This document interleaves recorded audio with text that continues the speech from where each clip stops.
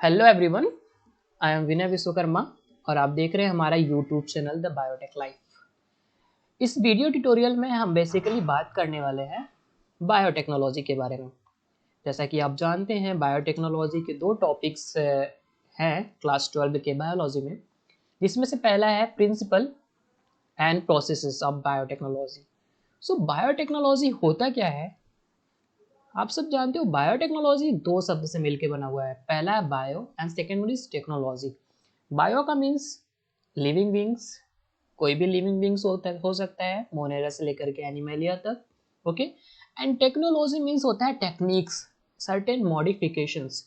अगर हम किसी लिविंग ऑर्गेनिज्म का मॉडिफिकेशन करते हैं, उसमें कुछ चेंजेस लाते हैं, किसी भी तरह का कोई टेक्निक्स अप्लाई करके, क्या पर्पस है हमारा मॉडिफिकेशन करने का? पर्पस ये होता है कि हम उस माइक्रो ऑर्गेनिज्म से डिजायर्ड प्रोडक्ट प्रोड्यूस कराना चाहते हैं, जिसका use as a human beings कर सकते हैं। आइए इसके बारे में हम डिस्कस करते हैं डिटेल में। इस लेक्चर में हम एनसीईआरटी के लाइन बाय लाइन हर एक पॉइंट को अच्छे से कवर करने की कोशिश करेंगे। आप लास्ट तक वीडियो में बने रहें। ओके, सो फर्स्ट यहाँ पे क्या है कि बायोटेक्नोलॉजी टर्म किसने दिया था? तो बायोटेक्नोलॉजी टर्म जो था वो दिया था कार्ल इरके ने। किसने दिया था? कार्ल इरके। तो पहला नाम इनका आता है कार्ल इरके का, जो कि आपको याद करने की जरूरत है। सो बायोटेक्नोलॉजी को कैसे डिफाइन किया जाता है? बायोटेक्नोलॉजी डील विद टेक्निक्स, हमने बताया वो सारी टेक्निक्स जो किसी लिविंग ऑर्गेनिज्म पे अप्लाई किया जाता है या फिर किसी एंजाइम पे अप्लाई किया जाता है। पर्पस क्या होता है? उससे हमें डिजायर्ड प्रोडक्ट को प्रोड्यूस कराना है, जिसका यूज ह्यूमन बींग्स के लिए किया जाए। बायोटेक्नोलॉजी बेसिकली दो तरह का होता है। ओके, फर्स्ट वन में ये बताया जा रहा है कि जैसे पहले के लोगों में क्या होता था, वो ट्रेडिशनली या फिर जितने भी लिविंग ऑर्गेनिजम्स होते हैं, हम यहाँ पे बेसिकली माइक्रो ऑर्गेनिज्म के बारे में बात करेंगे। माइक्रो ऑर्गेनिज्म जिसमें कि बैक्टीरिया, ईस्ट, एल्गी, फंजाई, इन सब के बारे में बात करेंगे, जिसका अंदर एक कैपेबिलिटीज होती है, नेचुरल कैपेबिलिटीज होती है, वो कुछ केमिकल्स प्रोड्यूस करते हैं। जैसे कि यहाँ पे हमने एग्जांपल लिया हुआ है सिट्रिक एसिड का। सिट्रिक एसिड का, इसे भी कोई माइक्रो ऑर्गेनिज्म प्रोड्यूस करता है। पेनिसिलिन, पेनिसिलिन कौन प्रोड्यूस करता है? Penicillin not atom. Okay. And making curd, ये सारे नेचुरली प्रोड्यूस होते हैं, हम सब जानते हैं। लेकिन इसके अंदर क्या होती है कि ये उतने अमाउंट में प्रोड्यूस नहीं कर पाते जितना कि हमें ज़रूरत होती है। तो अगर हम इसको अपने ज़रूरत के अकॉर्डिंग प्रोड्यूस कराना चाहते हैं, तो हम इस माइक्रो ऑर्गेनिज्म को वो सारा इन्वायरमेंट प्रोवाइड करेंगे जिसकी इसको ज़रूरत है। अगर हम लेबोरेटरी कंडीशन में वो इन्वायरमेंट प्रोवाइड करते हैं, किसी भी रिएक्टर के अंदर यूज़ करके या फिर किसी बड़े वेसल्स में करते हैं, तो उसे हम बायो प्रोसेस कहते हैं। ओके। अगर इसी माइक्रो ऑर्गेनिजम्स में किसी मॉडिफिकेशन कर देते इसके जेनेटिक लेवल पे, यानी कि इसके डीएनए पे, इसके आरएनए में, तो उसे हम रिकॉम्बिनेंट डीएनए टेक्नोलॉजी कहते हैं, जो कि आजकल के समय में यूज़ किया जा रहा है। तो जो न्यू और मॉडर्न बायोटेक्नोलॉजी है वो किस पे बेस्ड है? रिकॉम्बिनेंट डीएनए टेक्नोलॉजी पे। ओके, तो रिकॉम्बिनेंट डीएनए टेक्नोलॉजी पे ये बेस्ड है। और इसके आगे अगर बात करते हैं तो एनसीईआरटी क्या कहती है इसके बारे में? Biotechnology deal with techniques of using living organisms और enzymes from organism to produce products and processes useful to humans. In this sense making curd, जिसको हम एग्जांपल आपको बताया, कर्ड, ब्रेड, वाइन, ये सारे क्या है? एक तरह का बायोटेक्नोलॉजीज है, ठीक है, जो कि नेचुरल प्रोसेस है। Which are all microbes mediated process could also be thought as a form of biotechnology, जो कि हमने आपको बताया। However, it is used in a restricted sense today to refer to such of those processes which use genetically modified organism, जो आज के date में यही चल रहा है। To achieve the same on a larger scale, हमने बताया ना कि ये स्टेप में क्या कर सकते हैं, हम उस अमाउंट में नहीं बना सकते जिस अमाउंट में हमें ज़रूरत है, लेकिन अगर उसमें कोई जेनेटिकली मॉडिफाइड कर देते हैं, किसी तरह का जीन को इंसर्ट कर देते हैं उसके डीएनए में, तो हम उससे डिजायर्ड प्रोडक्ट और डिजायर्ड प्रोडक्ट के साथ साथ जितने अमाउंट में चाहे उतने अमाउंट में प्रोड्यूस करा सकते हैं। कैसे प्रोड्यूस करा सकते हैं इसके बारे में हम वीडियो में आगे जरूर पढ़ेंगे। Further many other processes techniques are also included under biotechnology, जैसे कि इन विट्रो फर्टिलाइजेशन। देखो, इन विट्रो फर्टिलाइजेशन मतलब क्या होता है कि हम मेल और फीमेल का जो रिप्रोडक्टिव सेल होता है उसको बॉडी से बाहर निकाल करके टेस्ट ट्यूब के अंदर लेबोरेटरी कंडीशन में फर्टिलाइज कराते हैं, तो वो इन विट्रो फर्टिलाइजेशन होता है। इसका एक जीता जाता है एग्जांपल क्या है, टेस्ट ट्यूब बेबी। आज के समय में बहुत ज़्यादा फेमस है test tube baby. And synthesizing gene, किसी जीन को सिंथेसाइज करना लेबोरेटरी के अंदर, and using it developing a DNA vaccine. DNA vaccine भी बहुत ज़्यादा बना रहा है, जैसे कि आरएनए वैक्सीन आपने सुना ही है, कोविशील्ड है। And correcting A defective gene, किसी जीन में कोई डिफेक्ट आ गया तो उस जीन को उस डीएनए से रिमूव करना या फिर उसके जेनेटिक मटेरियल से रिमूव करना, उसकी रिपेयर सिस्टम को हटा देना। Okay, are all part of biotechnology. ये सारी किसके पार्ट है, बायोटेक्नोलॉजी के। यहाँ पे एक सोसाइटी है यूरोपियन फेडरेशन ऑफ बायोटेक्नोलॉजी, ये डिफाइन कराता है बायोटेक्नोलॉजी को, अपने लैंग्वेज में कैसे बताता है। ये ट्रेडिशनल बायोटेक्नोलॉजी और जो आज का मॉडर्न बायोटेक्नोलॉजी, ये दोनों को ज्वाइंटली ये डिफाइन करता है बायोटेक्नोलॉजी को। क्या बोलता है कि the integration of natural science, किसका integration, natural science and organism cells part and thereof and molecular analogues for product and services, जिसके बारे में हमने अभी बात किया, वही बात यहाँ पे सेम थिंग्स हो रही है। ओके, चलिए आगे समझने की कोशिश करते हैं प्रिंसिपल ऑफ बायोटेक्नोलॉजी का। अब यहाँ से सबसे इंपॉर्टेंट टॉपिक्स आपका स्टार्ट हो रहा है, तो इसको समझने की पूरी तरह से कोशिश करेंगे हम कि प्रिंसिपल्स क्या है बायोटेक्नोलॉजी को। देखो, बायोटेक्नोलॉजी को समझने के पहले हमें सबसे पहले ये जानने की जरूरत होता है, इसको दो तरह से डिफाइन किया गया है, जेनेटिक्स और बायोप्रोसेस इंजीनियरिंग। बायोप्रोसेस इंजीनियरिंग के बारे में आपको अब बताया है, लेकिन फिर भी इसको अच्छे से समझने की कोशिश करते हैं। देखो, जेनेटिक इंजीनियरिंग में क्या होता है, जैसे कोई सेल है, अगर ये बैक्टीरियल सेल है, मे बी एनिमल सेल है या फिर प्लांट सेल है, कोई भी सेल है, तो इस सेल के अंदर न्यूक्लियस होगा, न्यूक्लियस के अंदर क्या होगा, जेनेटिक मटेरियल। और जेनेटिक मटेरियल सब जानते हैं क्या होता है, डीएनए। इस डीएनए में अगर हम किसी भी तरह का कोई मॉडिफिकेशन करते हैं, इसके न्यूक्लियोटाइड में चेंजेस करते हैं या फिर इसके कोडॉन में चेंजेस करते हैं, इस चेंजेस करने का पर्पस क्या होता है, किसी भी डिफेक्टिव जीन को रिमूव करना, या फिर इसमें किसी तरह का जीन दूसरा इंटीग्रेट करके उसको एक्सप्रेस करना, उसके प्रोटीन को सिंथेसाइज कराना। ये सारा किसके अंदर आता है, जेनेटिक इंजीनियरिंग के अंदर। ओके, ये किसी भी माइक्रो ऑर्गेनिज्म में किया जा सकता है या किसी भी लिविंग बींग्स में किया जा सकता है, चाहे वो प्लांट हो, चाहे वो एनिमल हो, चाहे बैक्टीरिया हो, चाहे फंजाई हो, चाहे एल्गी हो। तो ये क्या होता है, जेनेटिक इंजीनियरिंग। चलिए इसके लाइन पढ़कर समझते हैं कि techniques to alter the chemistry of genetic material, या फिर डीएनए या आरएनए, इसको अल्टर कर रहे हैं, इसके जेनेटिक मटेरियल को अल्टर कर रहे हैं, इसके न्यूक्लियोटाइड को अल्टर कर रहे हैं।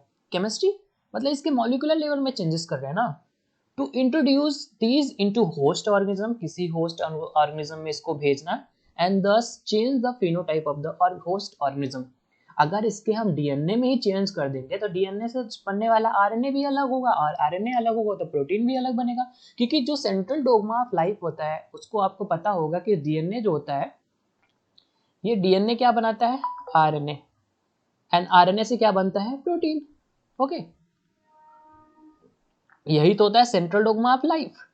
क्यों सेंट्रल डोग्मा ऑफ लाइफ बोलते हैं, क्योंकि डीएनए का पास सारा इंफॉर्मेशन होता है किसी भी सेल का, उस सेल में कौन सी प्रोटीन बननी है, कौन सा प्रोटीन को एक्सप्रेस कराना है, कौन से आरएनए को एक्सप्रेस कराना है, ये सारा इंफॉर्मेशन किसके पास होता है, डीएनए के पास। तो डीएनए से आरएनए बनता है, जब डीएनए से आरएनए बनता है तो इसको बोलते हैं ट्रांसक्रिप्शन। ओके, इसको बोलते हैं ट्रांसक्रिप्शन, ठीक है। और जब यही सेम चीज इधर आ जाते हैं हम ट्रांसक्रिप्शन के बाद, अब यही आरएनए से जो प्रोटीन बनता है तो इसको बोलते हैं ट्रांसलेशन। ओके, और जबकि डीएनए से अगर डीएनए बन रहा है तो इसे बोलते हैं रेप्लिकेशन। ये सेंट्रल डोग्मा ऑफ लाइफ होता है। तो यानी कि हम कह सकते हैं कि किसी भी बॉडी का जो सारा इंफॉर्मेशन होता है वो किसके पास होता है, डीएनए का। और डीएनए कहाँ होता है, न्यूक्लियस के अंदर। जबकि प्रोकैरियोट्स में न्यूक्लियस होता नहीं है, तो न्यूक्लियस एब्सेंट नहीं होता, इसलिए साइटोप्लाज्म में प्रेजेंट होता है। तो ये हो गया जेनेटिक इंजीनियरिंग। अब इसके बाद हम बायोप्रोसेस इंजीनियरिंग की बात करते हैं। चलिए ठीक है, अब ये क्या है, एक बैक्टीरिया है, मान लेते हैं कोई एक बैक्टीरिया है, और ये कोई एनिमल सेल है या कोई भी प्लांट सेल है। ये प्लांट सेल कोई केमिकल प्रोड्यूस कर रहा है, ठीक है, और ये कोई एंटीबायोटिक्स प्रोड्यूस कर रहा है। तो इस एंटीबायोटिक्स को हम लार्ज अमाउंट में प्रोड्यूस करना चाहते हैं, या फिर इस जो प्लांट सेल है, इस प्लांट सेल से जो केमिकल प्रोड्यूस होता है उसको हम लार्जर स्केल में प्रोड्यूस कराना चाहते हैं। तो क्या करेंगे, इसको हम एक बड़े से वेसल के अंदर डालेंगे और ये वेसल जो होगा वो पूरी तरह से स्टरलाइज होगा। स्टरलाइज इन द सेंस इसके अंदर किसी भी तरह का कोई कंटामिनेशन नहीं होना चाहिए या कोई भी बाहरी तरह का माइक्रो ऑर्गेनिज्म ग्रो नहीं होना चाहिए। ये अगर इस बैक्टीरिया को हम इसके अंदर ग्रो कराते हैं, ग्रो तभी होगा जब इसमें न्यूट्रिएंट्स होंगे। तो सबसे पहले हम इसमें न्यूट्रिएंट्स दे देंगे, यानी सबस्ट्रेट दे देंगे जो इस बैक्टीरिया के लिए चाहिए, और इस बैक्टीरिया को इसमें डाल देंगे। ठीक है, डालने के बाद इसको फेवरेबल कंडीशन प्रोवाइड कराएंगे। फेवरेबल कंडीशन प्रोवाइड कराने के बाद इसको ग्रो कराएंगे, एंड जब ग्रो होगा तो ग्रो होने के बाद ये एंटीबायोटिक्स ये प्रोड्यूस करेगा, और इस एंटीबायोटिक्स को हम फर्दर सेपरेट करके इसका यूज कर सकते हैं। ठीक है, तो यानी कि लार्जर स्केल पे हम इस एंटीबायोटिक्स को प्रोड्यूस करा सकते हैं, लार्जर स्केल पे बना सकते हैं। उसी तरह सेम बात किसके साथ होता है, इस प्लांट या एनिमल सेल की बात हो रहा है जो एक केमिकल प्रोड्यूस कर रहा है, और इस केमिकल को अगर हम हाई स्केल या लार्जर स्केल पे बना देना चाहते हैं तो इस सेल को इसके अंदर ग्रो कराएंगे। हमें पता है ना वो लेबोरेटरी कंडीशन में ग्रो कर सकता है, तो इस वेसल के अंदर फेवरेबल कंडीशन प्रोवाइड करेंगे, फेवरेबल सबस्ट्रेट देंगे उसको जो इसको ग्रोथ करने के लिए चाहिए, और ग्रोथ होने के बाद ये केमिकल प्रोड्यूस करेगा। उस केमिकल प्रोड्यूस होने के बाद उसे हम फर्दर सेपरेट करेंगे, सेपरेट करने के बाद उसका डाउनस्ट्रीम प्रोसेसिंग से उसको मार्केटिंग करेंगे या सेल कर देंगे। ठीक है, तो ये प्रोसेस क्या होता है, एक लेबोरेटरी के अंदर होता है, यानी कि हम किसी भी स्पेसिफिक सेल को किसी वेसल के अंदर, इस वेसल को बोलते हैं बेसिकली बायोरिएक्टर। क्यों बायोरिएक्टर बोलते हैं, क्योंकि इसके अंदर हम लिविंग ऑर्गेनिज्म को ग्रो करा रहे हैं, बायोरिएक्टर। ओके, तो इसके डेफिनेशन को पढ़ते हैं, इसके बारे में जानने की कोशिश करते हैं। सेम थिंग है यहाँ पे, देखिए कैसे कि मेंटेनेंस ऑफ स्टरलाइज, या ऑफ कोर्स आपको स्टरलाइज कंडीशन यहाँ पे प्रोड्यूस करना पड़ेगा, microbial contamination free, ambience in chemical engineering process to enable growth of only the desired microbe. Desired microbes in the sense कि जिस माइक्रोब्स से हमें कोई एंटीबायोटिक्स या कोई केमिकल प्रोड्यूस कराना, उस माइक्रोब सेल्स को, ओके, एंड यूकैरियोटिक सेल्स को, कोई भी सेल हो सकता है जिससे हमें किसी भी प्रोडक्ट को प्रोड्यूस कराना है इन द लार्ज क्वांटिटी या लार्जर स्केल पे, for the manufacturing of biotechnological process या प्रोडक्ट्स। ओके, जैसे कि एग्जांपल यहाँ पे एंटीबायोटिक्स या वैक्सीन या फिर कोई एंजाइम, तो इसको हमें क्या एक हाई क्वांटिटी में या लार्ज स्केल पे अगर प्रोड्यूस कराना हुआ तो हम उसे एक बड़े से वेसल में जो कि कंटामिनेशन फ्री होता है, कंटामिनेशन फ्री करने के लिए उसको हम स्टरलाइज करते हैं, यानी कि हीट करते हैं, हीट करने के बाद उससे कंटामिनेशन फ्री हो जाता है, एंड देन फर्दर उसमें सब्सट्रेट ऐड करके हम किसी भी डिजायर्ड माइक्रो ऑर्गेनिज्म को ग्रो कराते हैं। क्यों ग्रो करते हैं, क्योंकि उससे हमें कुछ केमिकल प्रोड्यूस कराना है, कुछ एंटीबायोटिक्स प्रोड्यूस कराना है, कुछ वैक्सीन बनाए हुए उसको बनाना है, या फिर कोई एंजाइम प्रोड्यूस कराना है जिसको हम फिर बाद में आइसोलेट कर सकते हैं। ओके, ये तो समझ में आया, आगे बढ़ते हैं। Now let us now understand the conceptual development of the principle of genetic engineering. चलिए इसके बारे में जानते हैं कि कैसे कॉन्सेप्ट आया किसका, जेनेटिक इंजीनियरिंग का। जेनेटिक इंजीनियरिंग का कॉन्सेप्ट कैसे आया इसके बारे में सोचते हैं, समझते हैं।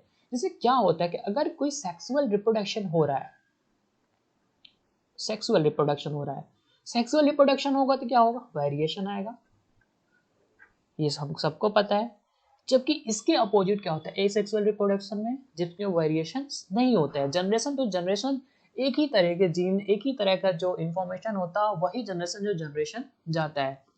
You will probably appreciate the advantages of sexual reproduction over asexual reproduction.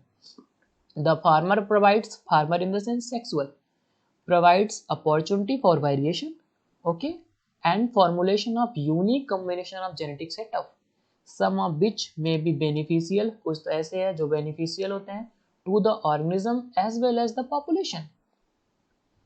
Asexual reproduction preserve the genetic information while sexual reproduction permit variation. ठीक है, जिसके बारे में हमने भी जाना। And traditional hybridization procedure use in plant and animal breeding very often lead to the inclusion and multiplication of undesirable gene along with the desirable gene। ठीक है, the techniques of genetic engineering, कौन कौन सी techniques इसके लिए apply करेंगे।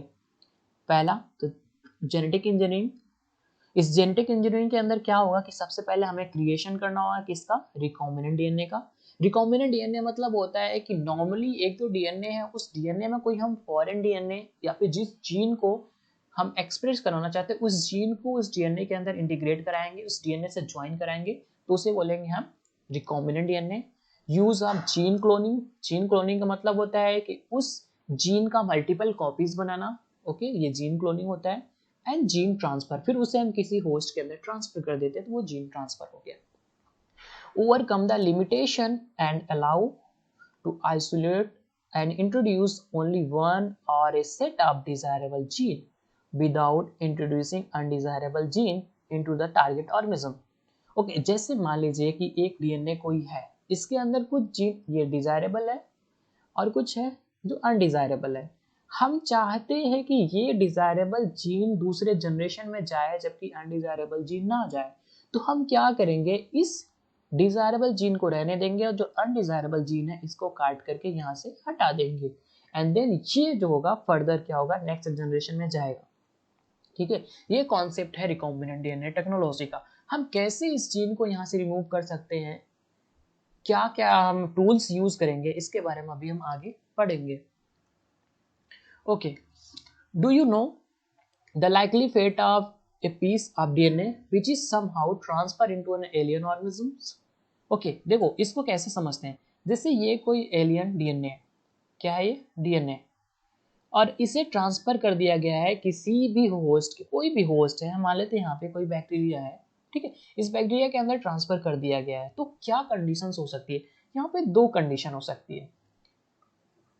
पहला condition ये हो सकता है कि ये जो बाहरी डीएनए है इसके अंदर ट्रांसफर होने के बाद या तो ये डीएनए इसके क्रोमोसोम या फिर इसके डीएनए में ज्वाइन हो जाए, या फिर क्या हो सकता है ये यहीं पे रह जाए जो ज्वाइन ना हो। पहले में क्या कह सकते हैं कि ये ज्वाइन नहीं हुआ, यानी कि not integrated, not integrated, integrate नहीं हुआ। दूसरे में क्या हुआ कि इंटीग्रेट कर गया। ये सारा लाइन ये लिखा हुआ है ना, अभी बहुत ही इजीली आपको समझ आ जाएगा कि या तो ये इसमें इंटीग्रेट नहीं होगा या तो किसी तरह से इंटीग्रेट हो जाता है। अगर ये डीएनए जो एलियन पीस ऑफ डीएनए है इसके जीनोमिक डीएनए, मान लेते ये बैक्टीरिया है, अगर इसके जीनोमिक डीएनए में इंटीग्रेट नहीं होता है तो इसका मतलब इस डीएनए में कोई भी चेंजेस नहीं आएगा, ये डीएनए ऐसा है कि ऐसे ही रहेगा। या फिर क्या हो सकता है ये डिग्रेड हो सकता है क्योंकि इसमें कुछ रेस्ट्रिक्शन एंजाइम होते हैं जो इसको डिग्रेड कर सकते हैं। एंड सेकंड केस में अगर इंटीग्रेट हो जाता है यानी ये जो जीन है, ये जो एलियन डीएनए है, ये इसके जीनोमिक डीएनए में इंटीग्रेट हो जाता है यानी कि इसमें ज्वाइन कर जाता है। अगर ये ज्वाइन कर जाएगा तो फिर क्या होगा, तो ये जो जीनोमिक डीएनए है बैक्टीरिया के, इसके पास होता है ओरिजिन ऑफ रेप्लिकेशन जिसको बोलते हैं ORI। ORI का मेन काम क्या होता है, ORI एक सीक्वेंस होता है डीएनए पे जहां से रेप्लिकेशन स्टार्ट होता है। रेप्लिकेशन स्टार्ट होता है यानी कि इस डीएनए की मल्टीपल कॉपीज बनना स्टार्ट होता है। ठीक है, तो अगर ये फॉरेन डीएनए इसमें ज्वाइन हो जाएगा तो इसके भी मल्टीपल कॉपीज बनने लगेंगे। क्यों बनेंगे, क्योंकि ORI है इस पूरे जीनोमिक डीएनए में यहाँ पे, और ये ORI से रेप्लिकेशन स्टार्ट होगा तो इस जीन को ले करके भी रेप्लिकेशन होगा तो इस जीन के भी मल्टीपल कॉपीज होंगे।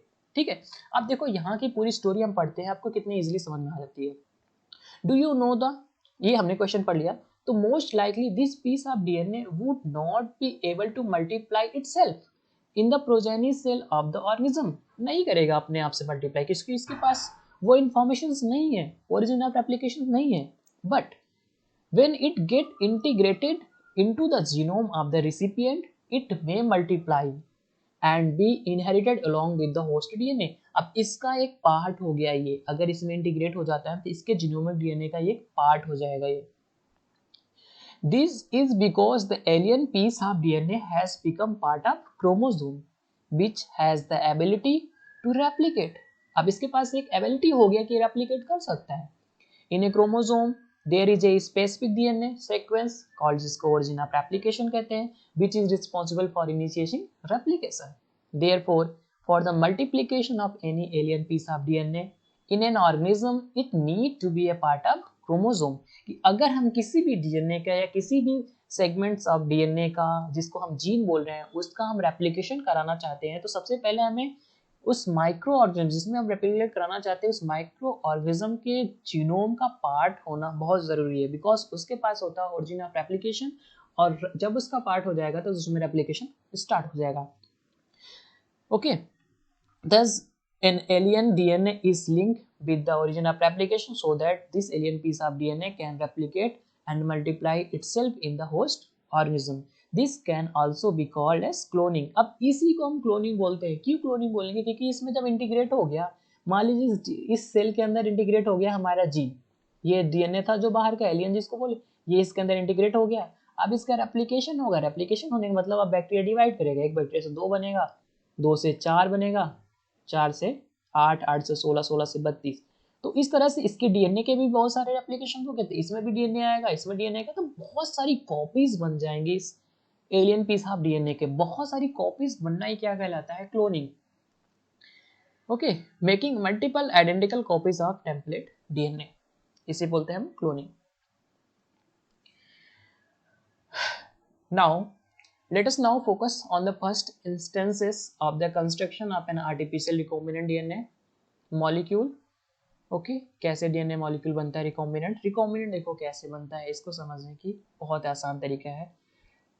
मान लीजिए ये एक कोई डीएनए का पार्ट है, एक डीएनए है और एक बैक्टीरिया है।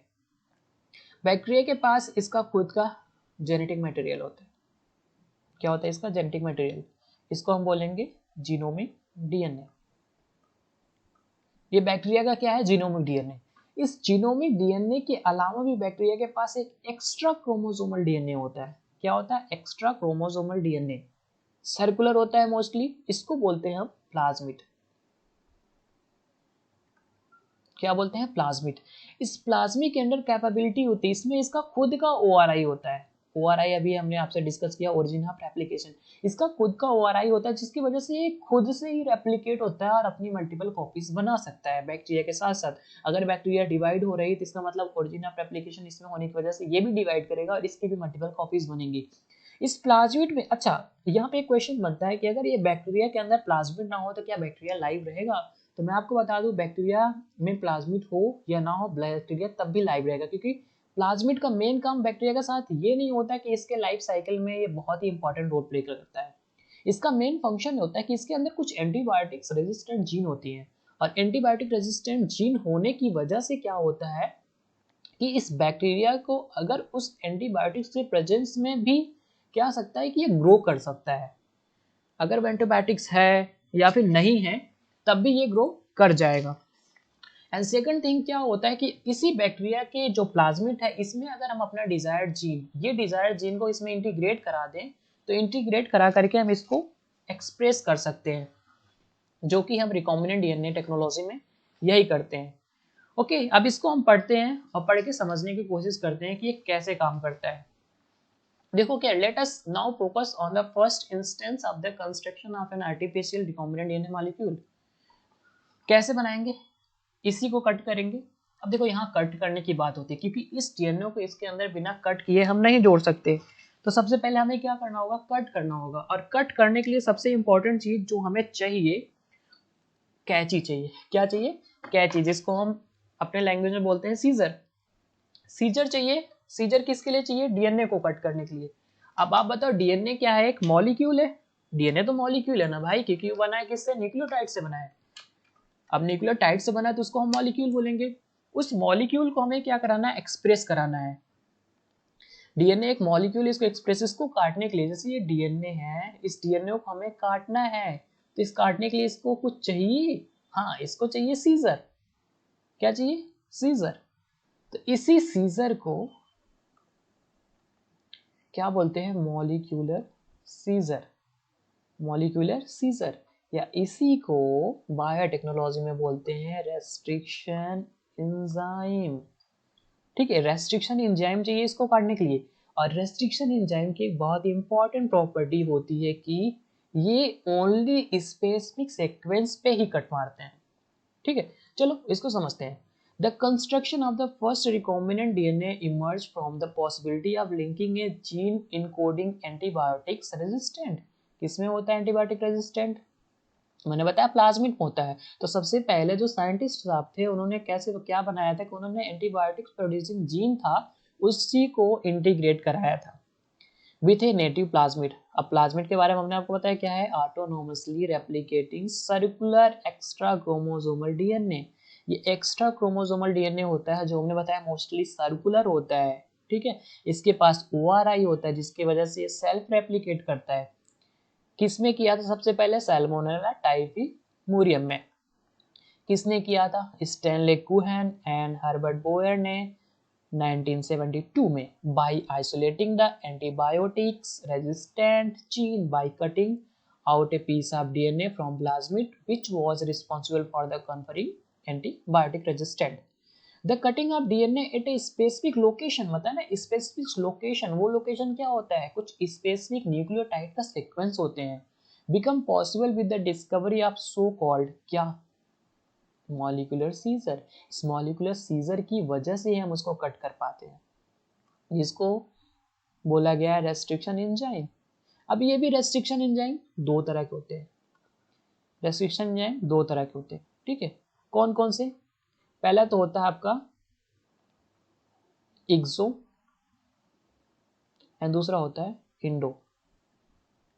इंडो न्यूक्लियेज और होता है एक्सो न्यूक्लियेज। न्यूक्लियस का काम क्या होता है कि न्यूक्लियस को कट करना है, यानी न्यूक्लियस मतलब आपका डीएनए हुआ, डीएनए या आरएनए। तो रेस्ट्रिक्शन इंडो न्यूक्लियस जो होता है वो बीच से काट मारता है, डीएनए को बीच से कट मारता है, जबकि एक्सो जो होता है वो किनारे से कट मारता है, किनारे से अंदर न्यूक्लियोटाइड न्यूक्लियोटाइड को कट मारता है, किनारे से अंदर की तरफ जाता है, जबकि बीच में एक स्पेसिफिक सीक्वेंस पे कट मारता है restriction Indo nucleus. The cut piece of DNA was the link with the plasmid DNA. Okay, हम प्लाज्मिड डीएनए से लिंक करेंगे। And this plasmid DNA act as a vector. अब ये प्लाज्मिड डीएनए क्या हुआ, इसमें हमने डिजायर्ड जीन को जब इंटीग्रेट कर दिया और ये बैक्टीरिया के साथ में हमने एक वेक्टर का काम करेगा, यानी इस प्लाज्मिड को हम इस बैक्टीरिया से बाहर निकाल सकते हैं, निकालने के बाद इसको किसी दूसरे बैक्टीरिया या दूसरे माइक्रो ऑर्गेनिज्म में ट्रांसफर कर सकते हैं। तो एक तरह से ये प्लाज्मिड अब वेक्टर की तरह काम कर रहा है। अब जैसे एक मॉस्क्यूटो की बात करते हैं, मॉस्क्यूटो क्या करता है, मॉस्क्यूटो प्लाज्मोडियम को लेकर के कैरी करता है, उसको एक जगह से दूसरे जगह पे ट्रांसफर करता है। वैसे ये बैक्टीरिया के अंदर जो ये वेक्टर है ना, अब इस वेक्टर में हमने क्या किया कि अपना एक डिजायर्ड जीन जो है, ये डिजायर्ड जीन कह सकते हैं, इसको हमने इसके अंदर इंटीग्रेट कर दिया। तो ये वेक्टर प्लाज्मिड जो है एज ए वेक्टर काम करेगा। इस प्लाज्मिड को हम जिस माइक्रो ऑर्गेनिज्म में चाहें या जिस भी बैक्टीरिया में चाहे उसके अंदर ट्रांसफर कर सकते हैं। Okay, and you probably know that mosquito, वही बात कर रहे हैं, act as an insect vector to transfer the malaria parasite into human body. In the same way, a plasmid can be used as vector to deliver an alien piece of DNA into the host organism. The linking of antibiotic resistant gene with the plasmid vector become possible with the enzyme DNA linkage. क्या मतलब इसका, भाई DNA को सबसे पहले क्या किया, ये डीएनए है, इसको काटा गया रेस्ट्रिक्शन एंजाइम से। अब ये कट तो गया है, इसके दो सेगमेंट हो गए हैं, ठीक है। अब ये कटे हुए पार्ट को जोड़ना कैसे पॉसिबल है, तो ये तभी जुड़ेगा जब आपके पास डीएनए लाइगेज होगा। तो डीएनए लाइगेज काम करता है जोड़ने का, ठीक है, which acts on cut DNA molecule and join their end, दोनों एंड को ज्वाइन करता है। This make a new combination of circular autonomously replicated DNA created in vitro known as recombinant DNA. When this DNA is transferred into the Escherichia coli, जब इसको Escherichia coli में transfer किया जाता है, bacteria closely related to the Salmonella, it could replicate using the new host DNA polymerase enzyme and make multiple copies. Okay, the ability to multiply copies of antibiotic resistant gene in E. coli was so called the cloning of antibiotic resistant gene in E. coli. आपको ये समझ में नहीं आया तो मैं आपको simply बहुत ही इजी वे में समझाता हूँ कैसे क्या प्रोसीजर है। देखिए, ये है एक प्लाज्मिड एक्स्ट्रा क्रोमोसोमल डीएनए, इसके पास क्या होता है, रेस्ट्रिक्शन एंजाइम के सीक्वेंस होते हैं, यानी कि हम इसको काट सकते हैं। अगर हम इसको काटते हैं तो ये कुछ इस तरह से कट जाएगा, ठीक है। अब इसमें एक एंटीबायोटिक प्रोड्यूसिंग जीन है, ये क्या है, एक एंटीबायोटिक प्रोड्यूसिंग जीन है। अब इस जीन को हम इस वेक्टर में जोड़ना चाहते हैं, तो सबसे पहले इसको काटे हैं, काटने के लिए हमें क्या चाहिए, रेस्ट्रिक्शन एंजाइम चाहिए। और ये रेस्ट्रिक्शन एंजाइम से, जिस रेस्ट्रिक्शन एंजाइम को यूज करके हम इस प्लाज्मिड को काटे हैं ना, उसी रेस्ट्रिक्शन एंजाइम को यूज करके हम इस डीएनए को भी काटना पड़ेगा। तो ये डीएनए का जो एंड होगा दोनों तरफ से सेम होना चाहिए, ठीक है, यानी कि जो एंड इसका होगा वही एंड इसका भी होना चाहिए। तो ये दो तरह के एंड बेसिकली रेस्ट्रिक्शन एंजाइम से जब हम काटते हैं इसको, तो ये दो तरह के एंड प्रोवाइड करता है। पहला तो होता है ब्लड एंड दूसरा होता है स्टिकी। अभी वेट करिए, आगे वाले जो हम लेक्चर में इसमें बात करेंगे ना, आपको इजीली समझ में आ जाएगा ये ब्लंट और स्टिकी एंड क्या है, ठीक है। अभी आगे है, ये आगे आएगा, फिर भी यहाँ समझ लेते हैं। तो ये दो तरह का एंड प्रोवाइड करेगा, एक ब्लंट दूसरा स्टिकी। तो ये सेम एंड होने की वजह से इसमें ज्वाइन करेगा। अब ये जीन यहाँ पे आ गया, आने के बाद ये ज्वाइन तो अपने आप से नहीं कर पाएगा, तो इसको ज्वाइन कराने के लिए कौन सा एंजाइम चाहिए, डीएनए लाइगेज, ठीक है, डीएनए लाइगेज। अब डीएनए लाइगेज क्या करेगा, इसको ज्वाइन कर देगा यहाँ पे, ये ज्वाइन यहाँ से हो गया। ज्वाइन होने के बाद क्या हो गया, ये इस प्लाज्मिड का एक पार्ट हो गया, इस प्लाज्मिड का एक ही सेगमेंट हो गया। अब अगर ये प्लाज्मिड डिवाइड होता है तो ये जो जीन यहाँ पे ज्वाइन हुआ है ये भी डिवाइड होगा, और ये जब डिवाइड होगा तो इसके मल्टीपल कॉपीज बनेंगे, जिसको हम क्लोनिंग कहते हैं, ठीक है। अपने लैंग्वेज को क्या कहते हैं, क्लोनिंग। ये क्लोनिंग का प्रोसीजर हो गया। नाउ अब ये एंटीबायोटिक्स, अगर ये प्लाज्मिड हम किसी होस्ट के अंदर ट्रांसफर कर देते हैं, मान लो एक बैक्टीरिया है, इस बैक्टीरिया का खुद का डीएनए है और इसके अंदर इस प्लाज्मिड को हमने ट्रांसफर कर दिया, तो जब भी ये बैक्टीरिया ग्रो करेगा, ग्रो करने के बाद ये इस जीन को भी क्या करेगा, एक्सप्रेस करेगा, और इस जीन को एक्सप्रेस करेगा तो एंटीबायोटिक्स क्या होगा, प्रोड्यूस होगा, ठीक है। यही सारा प्रोसीजर होता है रिकॉम्बिनेंट डीएनए टेक्नोलॉजी का। तो इधर देखते हैं, you can hence infer that there are 3 basic step in genetically modified organism. क्या तीनों स्टेप्स हैं। पहला कि आइडेंटिफाई करना, आपको एक डीएनए, किसी डीएनए को आइडेंटिफाई करना, डिजायरेबल जीन को, ठीक है। एंड दूसरा क्या है, उसको इंट्रोड्यूस कराना है, identify DNA into the host.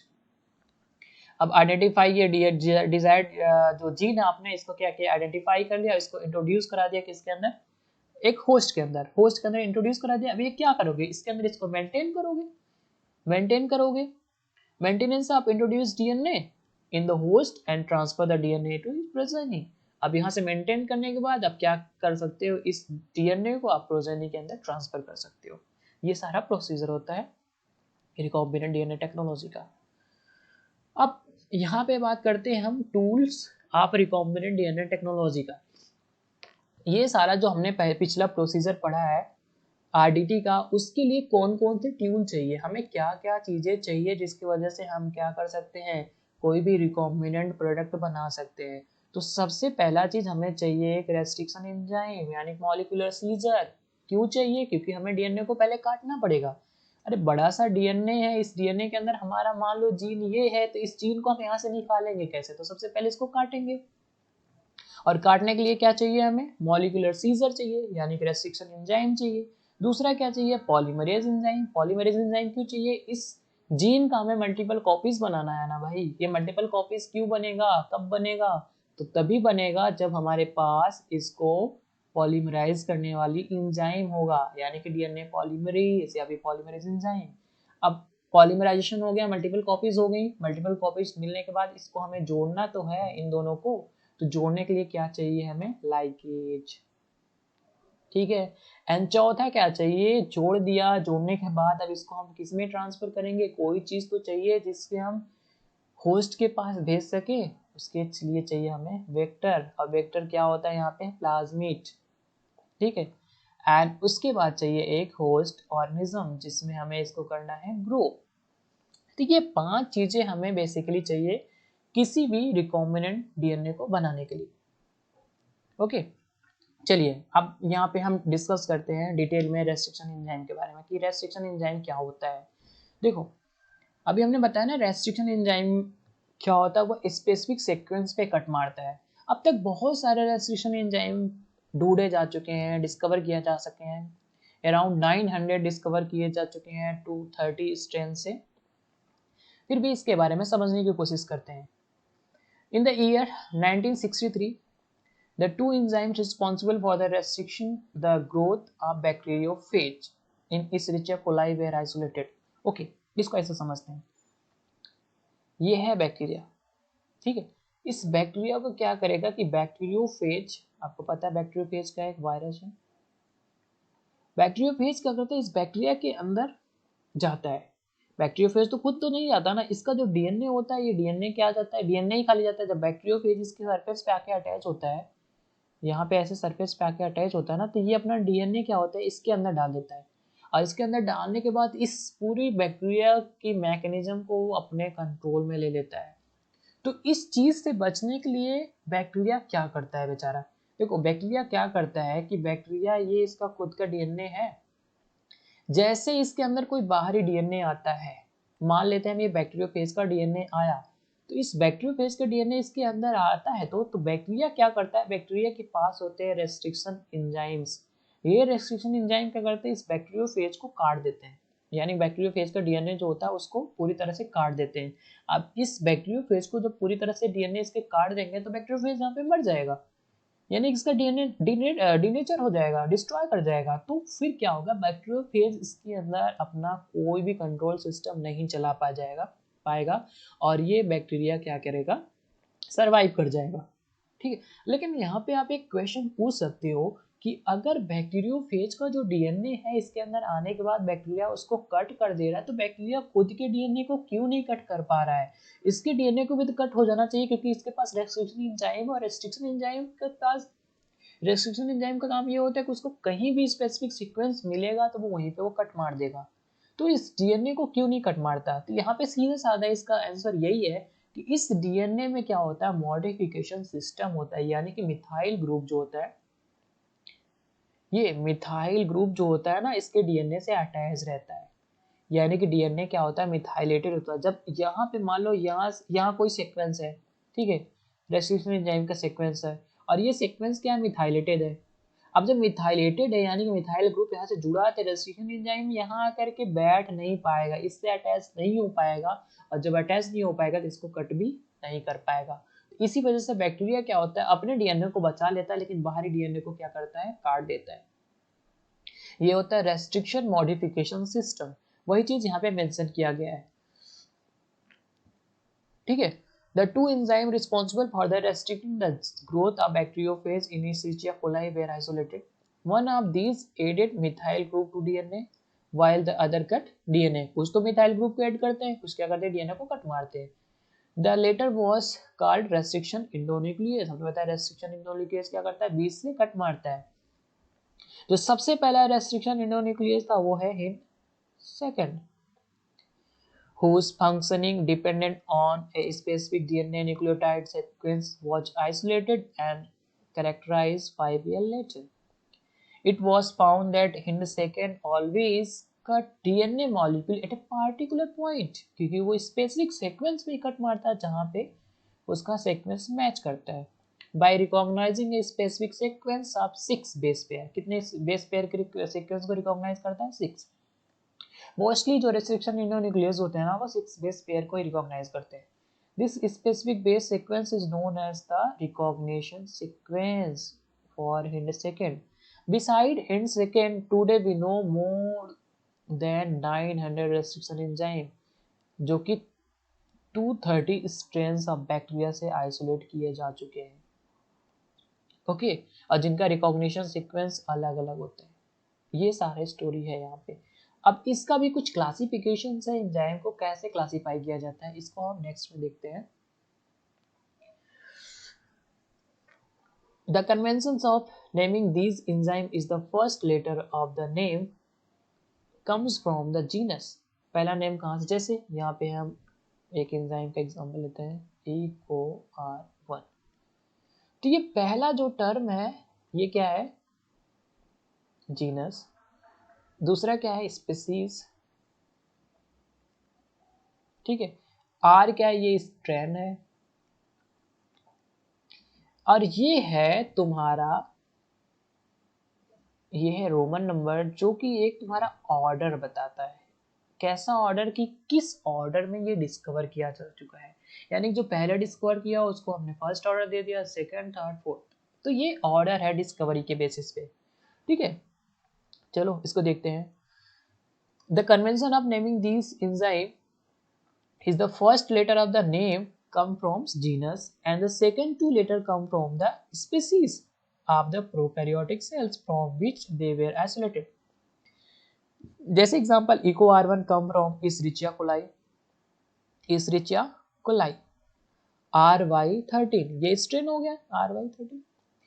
In eco R1 R is derived from the name of strain. Okay, and Roman number following the name indicate the order in which the enzyme were isolated from the strain of bacteria. ठीक है, restriction enzymes belong to a larger class of enzyme called nuclease. हमने बताया नहीं nucleus है क्योंकि ये DNA RNA को cut मारते हैं. These are of two kinds, एक एक्सोन्यूक्लियस, इंडोन्यूक्लियस, इसके बारे में हम ऑलरेडी जान चुके हैं.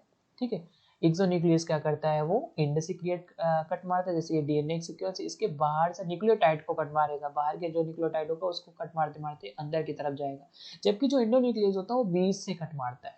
ठीक है, exonuclease remove nucleotide from the end of the DNA, whereas endonucleases may cut at a specific position within the DNA.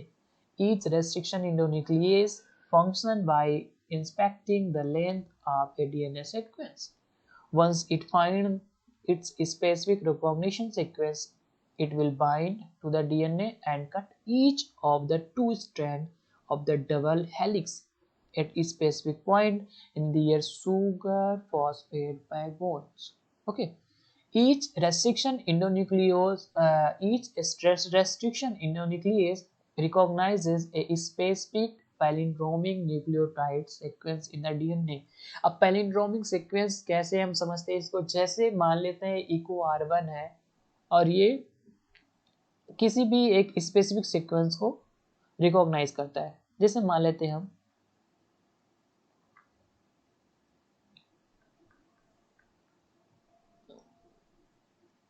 क्या ये पैलिंड्रोमिक सीक्वेंस है, चलो इसका सीक्वेंस बनाते हैं हम. अगर हम ये 5 प्राइम मानते हैं और ये 3 प्राइम है और ये हमने माना ये 3 प्राइम है, ये 5 प्राइम है, तो यहाँ से अगर हम सीक्वेंस को रीड करते हैं और इसको यहाँ से सीक्वेंस को रीड करते हैं तो क्या एक ही जैसा आता है, जैसे GGA जबकि यहाँ पे GAA आ रहा है और TCC हो रहा है. अगर यही चीज हम सेपरेट कर देते हैं, मान लेते हैं ये यहाँ पे अलग कर देते हैं, मान लेते हैं ये GAC है. ठीक है, और इसका सेम सीक्वेंस हम यहाँ से देखते हैं GAC ऐसे लिख लेते हैं, तो क्या होगा GAC है, अब इसका सीक्वेंस क्या हो जाएगा, ये C हो जाएगा, A का T हो जाएगा और यहाँ पे क्या हो जाएगा C का G, यहाँ पे C का G, A का T ऐसे G का C. अब इस सीक्वेंस को यहाँ से रीड करिए और इस सीक्वेंस को यहाँ से रीड करिए. देखिए GAC GTC दोनों तरफ से एक ही जैसा सीक्वेंस आ रहा है. जब दोनों तरफ से पढ़ने में एक ही जैसा